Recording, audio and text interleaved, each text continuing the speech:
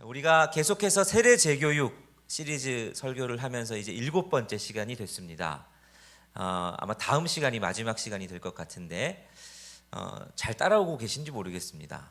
이 시리즈 설교를 하다 보니까 특별히 약간 강의처럼 설교를 하게 돼서 자칫 놓치면 또 이게 못 따라오시는 거 아닌가 하는 걱정도 드는데, 이 세례 재교육을 통해서 세례를 받으셔야 될 분들은 이렇게 세례를 준비하는구나 아시면 좋겠고, 또 세례를 이미 받으신 분들은 내가 받은 세례, 내가 신앙생활 이렇게 해야지 다시 결단하는 시간이 되시면 참 좋겠습니다.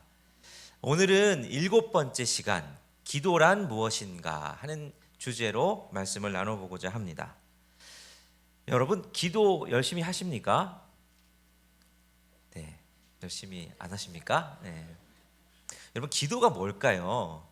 많은 사람들이 기도에 대해서 잘 안다고 생각하는데, 또 한편으로는 기도가 참 잘 모르겠고 어렵다라고 느낍니다. 해야 되는 것, 당연히 해야 되는 거라고 아는데 또 막상 잘 안 되는 게 기도이기도 합니다. 왜 그럴까 생각을 해보면 오히려 기도에 대해서 우리가 너무 많이 알아서 그런 거 아닐까 하는 생각도 해봅니다. 많이 아는데 정확한 정보가 아니라 잘못된 정보도 많이 알기 때문이 아니겠습니까? 기도는 우리 기독교에만 기도가 있는 게 아니죠. 각 종교들마다 저마다의 기도가 있습니다. 자기의 신들께 하는 기도, 고유한 형태들, 목적들이 다 다릅니다. 우리나라에서는 우리나라 가장 토속 종교가 뭐냐? 샤머니즘입니다. 우리나라 사람들의 가장 깊숙이 있는 이 종교심은 그 뿌리는 이제 샤머니즘의 형태이죠. 샤머니즘에서는 기도가 이제 정성입니다. 옛날에 이제 뭐 드라마도 보고 하면 옛날에는 어떻게 기도했습니까?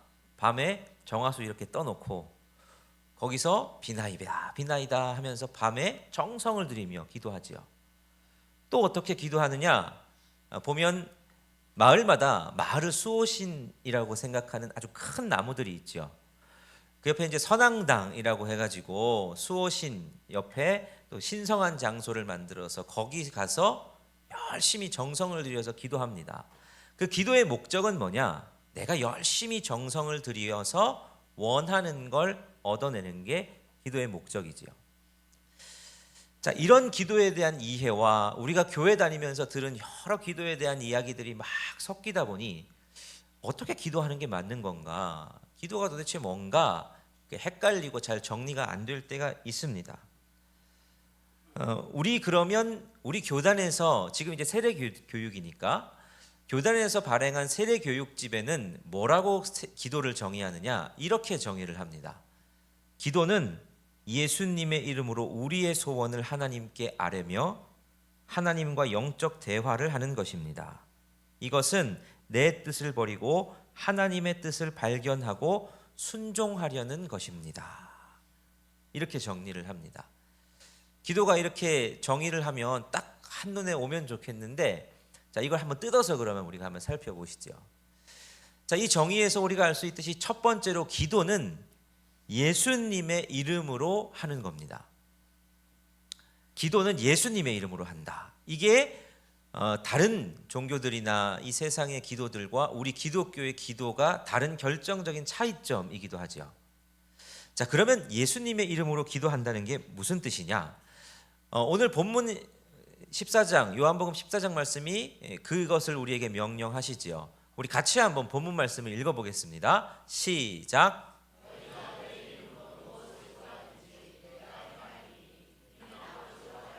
아들로 말미암아 영광을 받으시게 하려 함이라.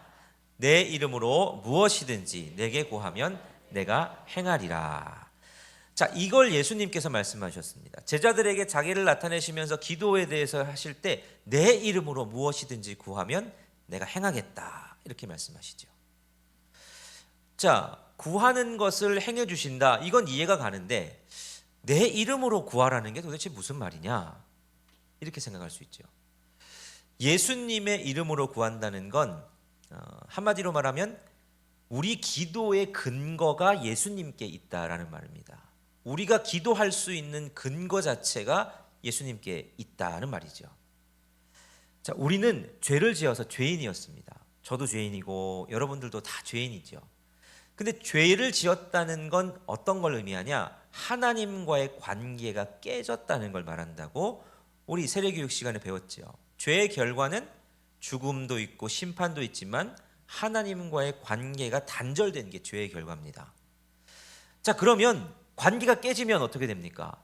이제 소통이 불가능해지죠. 관계가 깨져서 서로 말을 안 하면 그건 소통이 단절된 겁니다. 우리가 하나님과 그런 사이였습니다.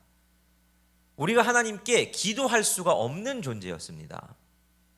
하나님께 뭔가를 아뢰는 것조차가 불가능한 존재. 그런데 예수님께서 이 땅에 오셔서 뭘 하셨습니까? 십자가에서 죽으시고 부활하시고 그걸 통해서 우리의 죄 문제 해결하셨잖아요. 우리의 죄 문제가 해결됐습니다. 그건 하나님과의 관계를 회복시켜 주셨다는 겁니다. 그래서 우리는 예수님의 이름을 의지하고, 그 예수님의 이름을 의지한다는 건 예수님께서 그렇게 우리와 하나님과의 관계를 회복시켜 주셨다는 그 사실, 그 능력을 내가 신뢰한다는 겁니다. 누구의 이름을 댄다는 건 그 이름에 권세가 있다는 거잖아요. 권위가 있다는 거. 그러니까 우리가 예수님의 이름으로 기도한다는 건 예수님께서 그 일을 행하셨음을 내가 믿고 신뢰하고 하나님 앞에 나아갈 수 있다는 겁니다. 예수님이 너희가 내 이름으로 기도해라 하는 건 너희에게는 능력이 없지만 내 이름으로 기도하면 하나님께 나아갈 자격이 있단다. 내 이름으로 구하면 아버지께서 들으신단다. 우리가 기도할 수 있는 근거가 예수님께서 행하신 그 일에 있기 때문에 우리는 그 이름 의지해서 기도하는 겁니다.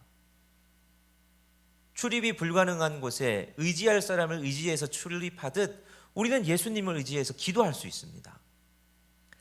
그래서 여러분들 우리가 기도할 때 끝에 뭐 붙입니까? 예수님 이름으로 기도합니다 하죠. 예수님 이름으로 기도합니다 안 붙이면 기도 제대로 한 겁니까? 안 한 겁니까? 안 한 것처럼 느껴지죠.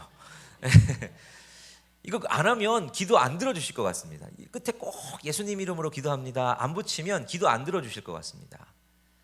근데 제가 이제 장신대에서도 그렇고 종종 외국에서 이렇게 손님들이 오셔서 그분들이 기도하실 때 보면 영어로도 In the name of Jesus 하고 끝내야 되는 것 같은데 갑자기 아멘 하고 끝납니다.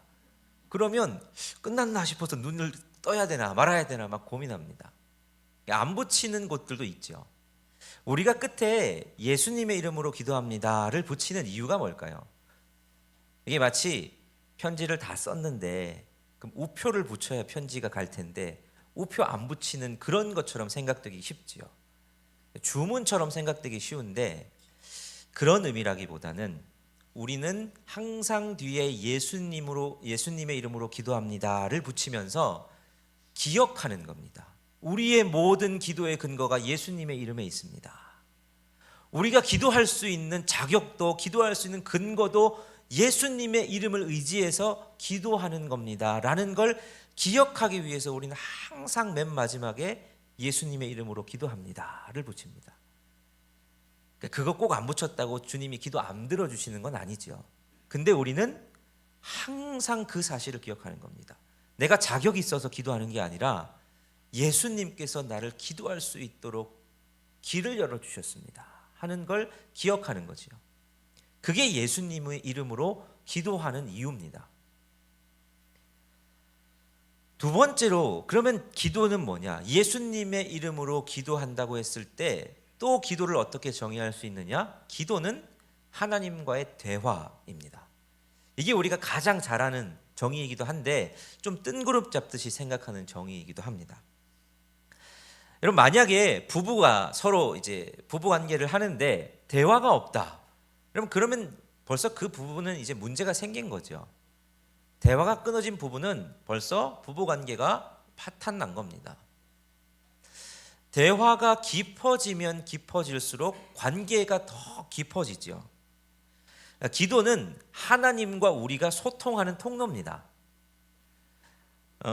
여러분 사람을 처음 만나셨을 때 낯선 사람 만나면 대화하기가 쉬우셔요? 어려우셔요?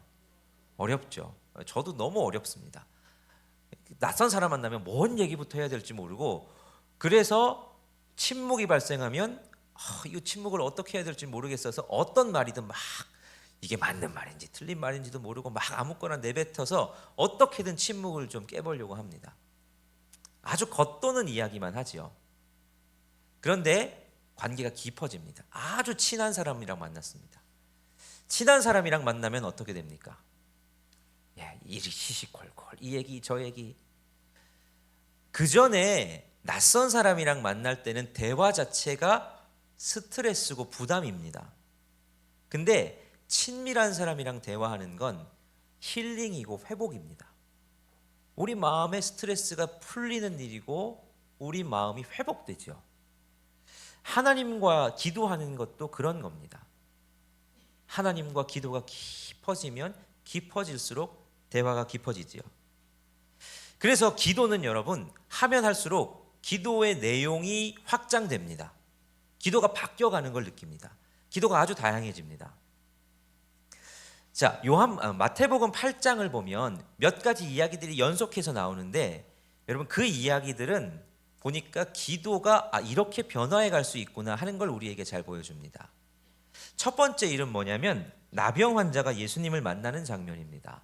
우리 4절의 말씀인데 같이 한번 읽어보겠습니다. 시작.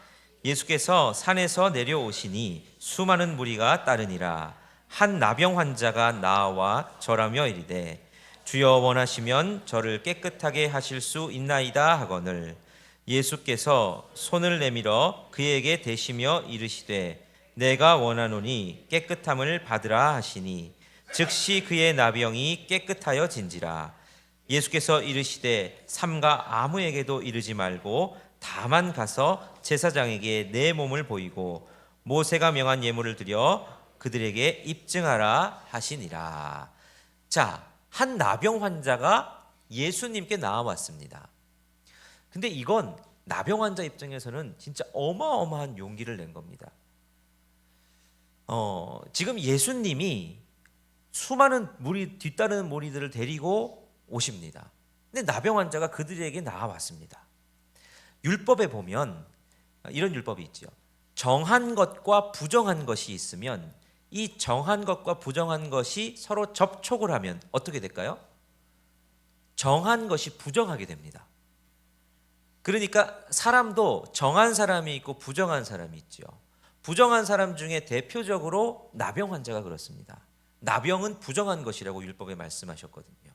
그래서 광야 생활을 할 때도 진 내에 머물지 못하고 진 밖에 머물렀어야 됐습니다. 이 당시에도 도시에 못 살았습니다. 따로 성 밖에 나 환자들끼리 따로 살아야 됐습니다. 그런 부정한 사람이 정한 사람과 혹시라도 부딪히면 이 정한 사람이 어떻게 됩니까? 부정하게 되는 거죠. 이거 큰일입니다. 그래서 나병 환자는 보통 멀리서라도 정한 사람을 마주치면 어떻게 해야 되냐면 부정하다, 부정하다, 부정하다 이렇게 스스로 외쳐야 됩니다. 왜냐하면 그 외침을 듣고 정한 사람이 혹시라도 이 부정한 사람과 부딪힐 일을 방지하기 위해서, 피하기 위해서, 그만큼 나병 환자를 가까이 하는 건 정한 사람들에게 있어서 굉장히 힘든 일이었고 굉장히 마음이 어려운 일이었죠. 자, 그러면 그런 상황 가운데에서 이 나병 환자가 지금 어떻게 한 겁니까? 예수님과 정한 사람들이 있는 무리에 스스로 찾아간 겁니다. 이건 돌 맞아 죽을 일입니다. 부정한 사람이 정결한 사람한테 찾아가서 혹시라도 접촉하게 되면 그 사람은 돌 맞아 죽는 겁니다. 부정하다 부정하다 부정하다 막 이렇게 하지 않아도 돌 맞아 죽는 겁니다. 그래도 아무 문제가 되지 않습니다. 근데 이 나병 환자가 예수님께 나아갑니다. 여러분, 나아간 것 자체가 진짜 엄청난 노력이고 엄청난 용기입니다. 죽을 걸 각오하고 나간 겁니다. 그러면서 뭐 합니까? 주님, 저 좀 고쳐주십시오. 여러분, 이게 기도입니다. 우리는 이런 기도를 간구의 기도라 그럽니다. 자기가 원하는 걸 하나님 앞에 이루어 달라고 간절히 간청하는 기도를 우리가 간구의 기도라고 하죠. 우리의 삶에 간구의 기도가 필요합니다. 우리의 삶에 문제가 있고 어려움이 있고 그걸 가지고 주님 앞에 나아가는 거죠. 가족의 병, 내 삶의 문제들, 자녀의 문제, 그렇게 가지고 나아가서 간절히 간구하자. 예수님이 어떻게 하십니까? 나병 환자를 고쳐주십니다. 이게 간구의 기도입니다. 우리가 많이 하는 기도 중에 하나고 우리가 많이 해야 할 기도 중에 하나죠. 그런데 여기서 끝나지 않습니다. 두 번째 이야기가 이어지는데, 두 번째 이야기는 한 백부장의 이야기입니다. 자, 5절, 6절, 7절, 8절인데요. 다시 한번 같이 읽겠습니다. 시작.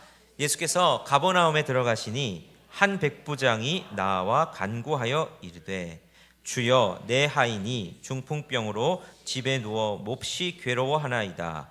이르시되 내가 가서 고쳐주리라. 백부장이 대답하여 이르되 주여, 내 집에 들어오심을 나는 감당하지 못하겠사오니 다만 말씀으로만 하옵소서. 그러면 내 하인이 낫겠사옵나이다. 자, 백부장은 어떤 사람입니까? 로마의 군인입니다. 로마는 지금 이스라엘을 식민 통치하고 있는 나라입니다. 그 나라의 군인 100명의 부하를 거느린 장수가 식민지의 한 사람에게 찾아와서 부탁하고 있는 겁니다. 근데 뭘 부탁하고 있느냐? 내 종이, 집에 있는 내 종이 중풍병이 들어서 몹시 괴로워한다는 겁니다. 이 식민 통치를 하는 군대의 장수가 통치를 당하는 한 사람에게 가서 우리 집 종 좀 고쳐달라고 구하는 겁니다. 이 백부장도 굉장히 괜찮은 사람이죠. 예수님이 그걸 너무 괜찮게 보셨습니다. 그래서 예수님께서 고쳐주시려고 하는데 이 사람이 주님 안 오셔도 된다고, 그냥 말씀만으로도 고쳐진다고, 이 믿음을 예수님 칭찬하시죠. 여러분, 이렇게 지금 백부장은 자기 문제가 아니라 다른 사람의 문제를 예수님께 대신 간구합니다. 우리는 이런 기도를 중보기도라 그럽니다. 하나님과 문제가 있는 다른 사람 사이에 서서 내 문제가 아닌 이 다른 사람을 위해서 대신 기도하는 것, 이걸 우리는 중보기도라고 합니다. 사람들이 자기 기도하기는 쉽습니다. 여러분, 기도의 생활 중에서 한번 체크해 보십시오. 여러분의 기도의 제목 중에 몇 가지가 나를 위한 거고 몇 가지가 남을 위한 건지. 내 자식이나 남편, 우리 가족은 사실 나를 위한 기도인 거고요. 이웃, 나라, 세계의 여러 어려운 문제들, 옆에 있는 성도의 문제, 여러분, 이걸 가지고 기도하는 것이 중보기도입니다. 그런데 예수님이 그걸 너무 귀하게 여기셔서 그걸 들어주시죠. 여러분, 우리는 기도가 확장될 수 있어야 됩니다. 내 간구 여러분 하나님 기뻐하시고 들으십니다. 하지만 거기서 머무는 것이 아니라 이제는 더 나아가서 내 문제가 아니라 우리 구역 식구의 문제, 옆에 있는 성도들의 문제, 이 나라와의 문제, 내 옆에 있는 이웃들의 문제, 고통당하는 이들을 위한 문제, 여러분 그걸 가지고 기도할 수 있게 되는 거죠. 기도가 깊어지면 우리의 기도의 내용이 그렇게 바뀌어 갑니다. 맨날 나를 위해서 기도하던 기도가 이제는 남을 위해서 기도할 수 있는 기도가 되는 거죠. 우리 교회도 중보기도팀이 있습니다. 지금도 예배 시간에도 중보를 하시고 또 때때로 날을 정해서 우리 시간 타임을 나눠서 중보기도 신청을 받아서 저 중보기도실 들어가셔서 기도하시죠. 로비에도 중보기도 신청을 계속 받는 란들이 있습니다. 보니까 여전히 비어있는 시간들이 있죠. 여러분, 나를 위해서만 기도하는 것이 아니라 좀 더 확장해서 기도해 보시면 어떻겠습니까? 기도하시다 보면 그런 기도의 확장이 일어납니다. 그렇게 확장돼서 기도하시다 보면 내 기도의 지경이 넓어지죠. 그런데 여기서 끝나지 않습니다. 또 한 가지 더 이야기가 나오지요. 마태복음 18장 14절 15절 말씀입니다. 이 말씀도 같이 한번 읽겠습니다. 시작.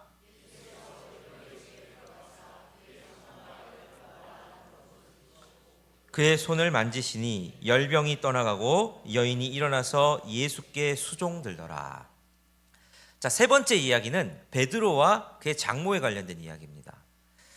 베드로는 예수님 따라 제자로서 여기저기 늘 다녔지요. 하루는 예수님이 베드로의 집에 가셨습니다. 근데 거기에 베드로의 장모님이 열병에 앓아서 누워 계신 겁니다. 그런데 오늘 본문에 보면 어떤 간구도 나오지 않습니다. 베드로가 예수님께 예수님 우리 장모님 좀 고쳐주십시오 이렇게 기도하지 않습니다. 부탁하지 않죠. 그런데 예수님이 알아서 그 어려운 걸 보시고 베드로의 장모님을 고쳐주십니다. 베드로가 한 건 그저 예수님을 따라다닌 것밖에 없습니다. 예수님이 어디를 가든지 예수님과 함께 가면서 함께 동행했습니다. 그런데 따로 기도하지 못했을 그때에도 예수님은 베드로의 필요를 알아서 채워주십니다. 이런 기도를 뭐라고 할 수 있을까? 동행의 기도라고 할 수 있을 겁니다. 우리가 친한 친구를 만나면, 오랜만에 만나는 친구가 아니라 늘 만나지만 아주 마음을 터놓고 만날 수 있는 친구를 만나면 굳이 말을 많이 하지 않아도 그 만나는 시간만으로 교제가 이루어집니다. 사랑하는 연인들이 서로 만나죠. 근데 만나서 이런 얘기 저런 얘기 나눌 수도 있지만 그냥 손 꼭 붙잡고 한 곳을 바라보고 그냥 앉아만 있어도 그 시간은 그 관계가 깊어지는 시간입니다. 말을 많이 하지 않아도 함께하는 그 시간이 그 관계를 아주 깊이 있게 만듭니다. 친밀한 관계일수록 더 그렇습니다. 친밀한 관계는 굳이 말을 많이 해야 할 필요가 없을 때가 있지요. 하나님과의 관계도 마찬가지입니다. 우리가 주님 앞에서 수많은 말들로 막 기도의 시간을 채워 넣어야 된다는 부담감이 있습니다. 그래서 이 기도 제목 저 기도 제목 하다가 나는 기도 제목 없으니까 기도 안 해도 되겠지라고 생각할 수 있지만 기도는 그런 게 아니죠. 기도는 대화입니다. 기도는 관계를 깊이 하는 거죠. 그래서 기도를 하다 보면 내 간구를 막 쏟아낼 때도 있고 다른 이의 아픔을 위해서 막 기도할 때도 있지만 어느 때는 그저 아무 말 하지 않고 주님 앞에 머물러 있는 시간이 기도가 되는 때가 있죠. 그런데 정작 그 시간이 얼마나 관계를 풍성하게 하는지 모릅니다. 그저 주님 앞에 나아가서 주님의 얼굴 묵상하고 바라보시면서 주님 부르며 그곳에 머물러 있는 그 시간에 하나님과 우리가 얼마나 친밀해지고 내가 길을 걸어갈 때에도 주님 하면서 별말 하지 않아도 주님 생각하며 걸어가는 그 시간이 우리의 기도를 얼마나 풍성하게 하는지 모릅니다. 그때 주님은 어떻게 하시느냐? 우리의 필요를 채우십니다. 근데 너한테 이거 필요하단다. 너 이 문제 있지? 굳이 우리가 말하지 않은 문제까지도 주님은 응답하셔서 우리의 삶의 필요를 채우시더라 하는 겁니다. 이런 기도가 여러분 삶 가운데 풍성하셨으면 좋겠습니다. 여러분의 삶의 간구도 풍성하시고 또 다른 사람을 위한 중보도 풍성하시지만 여러분의 일생 한 주의 삶 내내 하나님 앞에 기도하는 거, 그래서 주님은 우리에게 쉬지 말고 기도하라 라는 명령을 하신 거죠. 그런 기도를 우리가 할 수 있습니다. 그런데 이게 마지막이 아니라 기도의 마지막 목적지가 있습니다. 그게 마태복음 26장 38절 39절에 나오는 예수님의 기도입니다. 함께 읽겠습니다. 시작. 이에 말씀하시되 내 마음이 매우 고민하여 죽게 되었으니 너희는 여기 머물러 나와 함께 깨어있으라 하시고 조금 나아가사 얼굴을 땅에 대시고 엎드려 기도하여 이르시되 내 아버지여 만일 할만하시거든 이 잔을 내게서 지나가게 하옵소서. 그러나 나의 원대로 마시옵고 아버지의 원대로 하옵소서 하시고. 자, 이게 십자가 지시기 전에 예수님께서 겟셋마네에서 하신 기도입니다. 예수님이 여기서 진짜 간절한 간구를 하십니다. 얼마나 간절하셨느냐면 성경에 보니까 땀이 핏방울이 떨어지는 것처럼 변해서 떨어졌다고 그렇게 이야기합니다. 그만큼 예수님 간절하게 간구하셨습니다. 간구의 내용이 뭡니까? 이 잔을 내게서 옮기시옵소서. 즉 하나님 십자가 안 지게 해주십시오. 주님 십자가 안 졌으면 좋겠습니다. 제발 십자가 좀 제게서 지나가게 해주십시오. 이 간구를 예수님이 정말 열심히 드렸습니다. 십자가가 너무 힘드셨습니다. 그런데 기도가 거기서 끝나지 않습니다. 이어지는 기도는 그러나 나의 원대로 마옵시고 아버지의 원대로 되기를 원합니다 라는 기도로 이어집니다. 자기가 원하는 간구가 있습니다. 그런데 그 간구보다 정말 진심으로 마음을 다해서 하나님의 뜻이 이루어지기를 간절히 기도하시는 기도, 그게 예수님의 기도입니다. 우리의 기도가 깊어지면 이런 기도를 할 수 있게 됩니다. 근데 이건 그냥 되는 게 아니라 정말 하나님을 신뢰하는 사람이 할 수 있습니다. 내 생각과 내가 원하는 거 있지 않습니까? 여러분 바라시는 게 있죠. 당장 사업이 망할 것 같은데 이번 주에 돈이 들어와야 되는데, 당장 병으로 내가 죽을 것 같은데 이게 해결돼야 되는데, 내 자녀가 당장 시험이 앞인데 이게 돼야 되는데, 그 간절한 간구가 있는데, 근데 하나님을 신뢰하니까 정말 진심으로 그런데 내 원대로 말고 하나님의 뜻이 이루어지면 좋겠습니다 라는 기도를 할 수 있게 되는 것, 그게 우리 기도의 최종 목적지입니다. 간구의 기도를 하나님이 기뻐하십니다. 주님 이거 주세요. 자녀가 주님 앞에 간절히 구하는 거, 그거 하나님 기뻐하시죠. 근데 그렇게 기도하다 보면 하나님 이제 근데 나만이 아니라 내 옆에 있는 이들을 위해서도 좀 기도해야겠네요. 저 사람의 아픔을 기도합니다. 들어주세요 하고 중보기도로 기도의 영역이 확장됩니다. 그런데 그렇게 기도하다가 기도의 영역이 조금 더 확장이 됩니다. 하나님, 내가 그냥 주님 앞에 머물러 있겠습니다.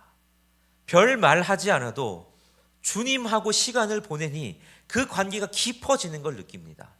아무 말 하지 않아도 주님께서 내 삶의 문제를 다 아시고 들으신다는 걸 압니다.